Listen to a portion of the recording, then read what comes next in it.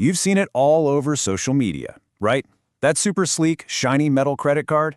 It's the one card, and everyone's talking about it. But here's the real question. Is it this amazing metal dream, or is it all just a clever marketing scheme? Let's dig in and find out. I mean, look at this. The marketing is brilliant. It's so simple. Free, metal, no fees. They're hitting all the right notes, aren't they? No joining fees, no annual fees. You get that premium, heavy metal card, and you don't even have to pay to redeem your rewards. On the surface, it sounds absolutely perfect. But you knew there was a but coming, right? Is it really for everyone? Yeah, behind those super simple promises, there's a bit of a catch. Getting this card isn't as straightforward as you might think. It's not a one-size-fits-all deal. In fact, depending on who you are, your experience is going to be completely different. It really is a tale of two paths. And your journey? Well, it all boils down to one single thing, your CIBI score. Now, for anyone who doesn't know, that's basically your credit score here in India. And that one number, it's going to decide everything. Whether you get that instant approval they talk about, or if you have to take a completely different route.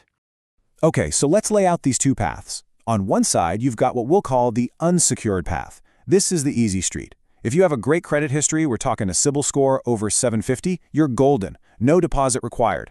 But on the other side, that's the secured path. And this is for you if you've got a low score or maybe no credit history at all. And this one, well, this one's going to require a fixed deposit, or an FD, to get your foot in the door. All right, let's talk about path number one first. This is the one you see in all the ads, right? The unsecured card. This is pretty much the dream scenario for anyone who's applying. So if you've got that awesome CIBIL score, say 750 or higher, it's supposed to be super simple. No security deposit needed, you apply, you get approved, and boom, that cool metal card is on its way to you. But, and this is a pretty big but, there's a catch, a geographical one. It turns out you might still need an FD if you don't live in one of the 54 cities where they operate. So even with a perfect score, if you're not in the right location, you're pushed onto the other path. Okay, so what about that other path? Let's dive into path number 2, the credit builder. This is the journey for all the newcomers, the students, or anyone looking to build up their credit score. Now you might be asking, what exactly is a secured credit card? It's actually a pretty simple concept. Think of it like this. You put down a cash security deposit with the bank, in this case, a fixed deposit, or FD. In return, they give you a credit card where the limit is usually the exact same amount as your deposit. It's a win-win. The bank has no risk, and you get a chance to build up your credit history. So how do you get it? The whole process is right there in the One Card app. You apply, and if your score puts you on this path, the app will just prompt you to create that fixed deposit. The minimum they ask for is 5,000 rupees. You put that in, and your credit limit becomes, you guessed it, 5,000 rupees. The card is then issued, secured against that deposit you just made. Pretty straightforward. Okay, but what about the metal? That's the whole point, right? Well, this is where that big, shiny metal dream kind of hits a wall. See, that premium metal card, it's not guaranteed for everyone on this path. If your FD is anywhere from 5,000 up to just under 50,000 rupees, you get a plastic card, a plastic one. To actually get the metal version that they advertise so heavily, you need to lock away 50,000 rupees or more in that FD. All right, so whether it's metal or plastic, you've finally got the card in your hand. But what are the rewards like? What do you actually get from using it? Well, this is where the shine really starts to come off the metal. I love this quote from a review online. It just sums up the feeling so perfectly. Am I supposed to lick the metal card? Show me how it saves me money. And honestly, that's the point, isn't it? The hype is all about how the card feels, how heavy it is, but who really cares? The real question is about the value. Does this thing actually save you any money? So what is the reward rate? Are you ready for this?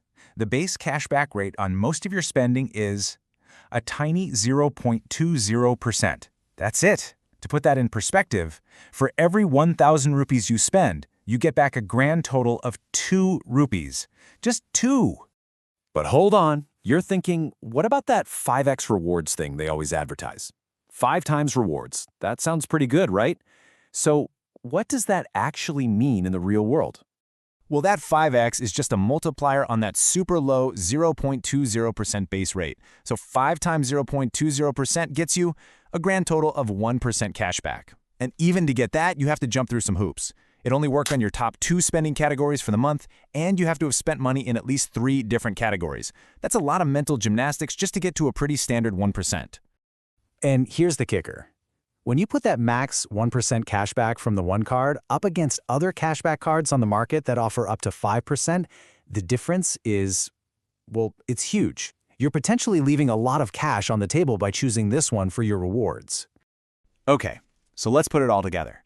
We've looked at the 2 different ways to get the card, the whole metal versus plastic reality, and those, let's be honest, pretty underwhelming rewards. So what's the final verdict? Who is this card actually for?